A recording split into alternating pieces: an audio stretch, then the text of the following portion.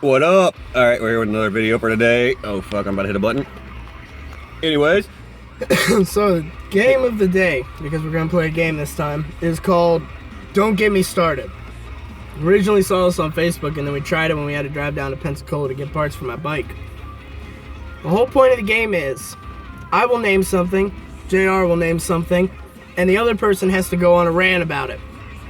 Anything can be named. Because we're doing a video to be put on YouTube today, though, each person only gets to do 2. JR, would you like to start? Oh yeah, you ready? Oh shit. I've been holding this one back all day. Alright. Your Don't Get Me Started topic is... Oh, you about to hate me. Clingy, crazy ex-girlfriends and second chances. Okay, so, ooh! No, see, this one isn't bad because I actually have shit against this. Look, clingy is cool. I like clingy. Clingy is good. There comes to a point, though, where you get way too fucking clingy, alright? So, if I don't call you in that day, and you text me and say, hey, everything okay? Call me even. That's great. If I don't answer a text message because you have cheated on me 4 fucking times, most of which while I was on deployment, and I don't answer you, it's probably because you was a clingy, crazy psycho bitch. Here we go. Think about second chances. Oh, and second chances. There's called second chances for a reason. I can't give you 4 fucking second chances. This is true. Okay. By the way, this is all based on a true story that I have gone through. Okay, your turn. Tall people. Tall people. Tall people. Dude, don't even get me started about being tall, alright? Yes, we give short people shit, but it kind of sucks. You know why? Because I have to duck to go under shit. Alright? Like, I watch you all the time walk around these fucking trucks that we work on. Never once hit your head. If I'm not paying attention, I'll walk around there and knock myself out on the tailgate of a dump. Not a fun day. Getting stuff out of the bottom shelf. You just kind of reach down there and get it. I gotta go full on squat, get down there, try to find what I'm looking for and stand up without busting my ass again because my legs done fell asleep. If I'm laying down and I stand up too fast, being tall, you gotta watch out. Because I will fall over because the blood rush. Alright? But yes, tall people though, on the other hand, they can reach stuff on the top shelf without trying. And short people don't like it because they gotta get a stool and climb up there. He only gave me this topic because I'm 6'3" and he's like 5'11". Thanks, buddy. I'm like 5'9". 5'8". Yeah, I'm short. Okay.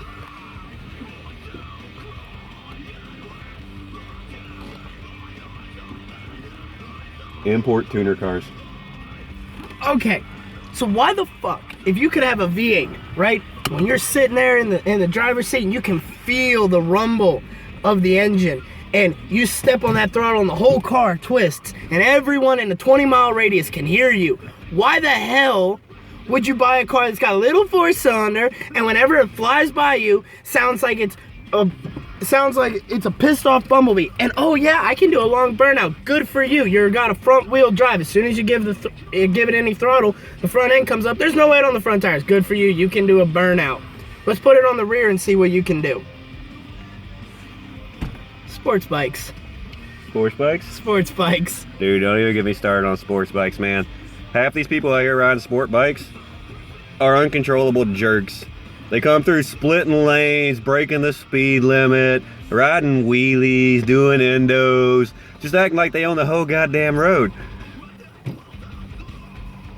They got no disregard for their own safety. No disregard? Yeah, whatever. They got no regard for their own safety, alright? What about other people's, man? Well, 9 times out of 10, if a bike hits your car, you might have a dent and they're gonna have a bad day, alright? Just ask Gavin. Now, on the other hand, there are the other half that don't get the bad reputation. Well, they get the bad reputation because they associate with the sport bike community, but they're out here riding safe. They'll do break the speed limits in controlled circumstances. And if they're doing stunts, it's out away from traffic and not in front of Sonic where they dump their bike. You were in the middle of a fucking gridlock traffic jam when you got your ticket for doing a burnout. A burnout. And yes, I will say this, I did drop my bike. And it was from doing a wheelie, and yeah, I did do it. But at least I didn't hit a fucking deer with my bike. I didn't hit the deer either. I went around that bitch. That happened back home. But down here, it was cruising the coast. They got a little event. It's an all week long event. I'm sure if you haven't heard about it, Google it. Traffic was dead standstill, and everybody's outside holding signs, do burnouts. There's like 4 cars around me burning their tires off. I'm in the middle on a bike, so naturally I lit up the back tire. Of the 5 vehicles doing burnouts, I'm the only one that got a ticket. And mine happened out in front of Sonic while I'm riding with the group that I ride with, and we're all wrapping our engines and having a good time, and these drunk guys in the back of a truck are like, "Hey, do a wheelie." And I'd been doing wheelies all day because it's cruising the coast, showing off for people. Yeah, okay, fine. Give it a little bit too much throttle. Stand it past 12 till the ass end of the bike touches the ground. I push it forward. I started to bring it back to the ground. I'm thinking, this is going to be badass.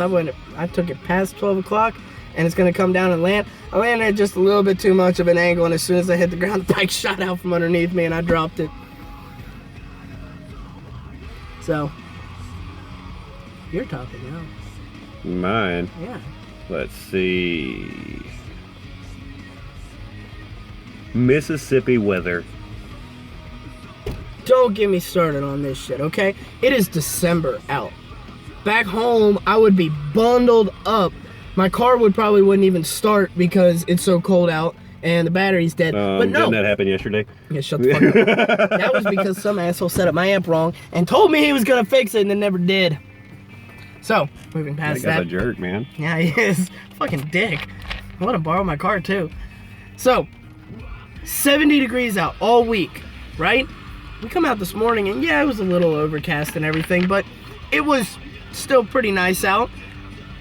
Now we're in a fucking downpour.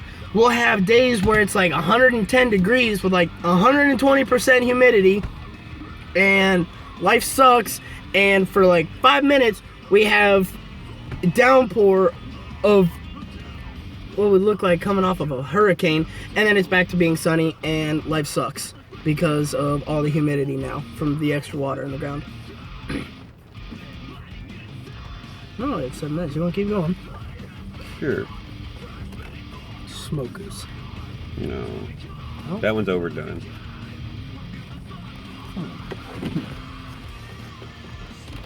Street trucks. What kind of street trucks? Kinda you like. Why you gotta make me hate on stuff I like? Because That's you made bogus. me hate on stuff I like. What, X's with second chances and No, import tuner. tuners? I love import tuners, motherfucker. There's a difference though between a tuner and a Honda with a fart can. That's all I'm saying. Fair enough, but I can make a Honda that'll outrun a Lambo, and it don't have a fart can on it. And you guys don't believe me? You're on YouTube already. Type in K20 beats Lambo. All it is a simple engine change, and the K20 is still a Honda engine. So, yeah. Lowered, useless pickup trucks. Oh, it ain't useless. It is no longer useful as a pickup. It's now just a car that gets bad fuel mileage. All right. I'm just gonna do this rant in general on truck lifts here and variation styles. Oh God. All right. Tennessee tilt. First off, Southern Kentucky slant, Tennessee tilt, Southern Mississippi slant, whatever the fuck you want to call it, is retarded. All right, I'm sorry. Do you mean donate you like $50 so you can go out and buy the rest of your suspension kit to make that truck set level?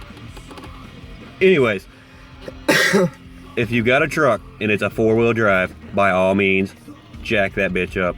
Slap some 35s, maybe some 40s, maybe feeling ballsy, some 44s underneath it. Go have fun, go play off-road, go do 4-wheel drive stuff. If you've got a 2-wheel drive truck, there is no point in lifting that motherfucker because it will not get out of its own way. The first hole you hit and sink the front end, you're stuck. Every truck I've had is a 2-wheel drive. I had a Ford Ranger 4-inch body drop on it with a built 4.0 motor that would outrun GTs. Board 40 over, 383 cams, MSD ignition systems, push 60 over on the injectors, you know, everything. That truck would flat go. That was the point. So I lowered it, aerodynamics. You're gonna do all that and lift the truck? Yeah, that's cool. You completely screw up your center of gravity, and you can sit there and roast your tires all day. But that's about it. You got, my other one was a Dakota. Yet again, not a 4-wheel drive. I lowered it. You don't want to lower it? Leave it to stock height. If it's not 4-wheel drive though, do not lift your truck. You've heard of closet cowboys? Where, oh, I gotta lift the truck, and I wear Wranglers and boots, and I got big text across the back of their truck. and I got a couple button downs and a cowboy hat in my closet. I'm country. No. You can't dress country. You can't dress country. Just like your truck can't be 4-wheel drive just because you lifted it up. It's still a 2-wheel drive truck. And you want to talk about useless.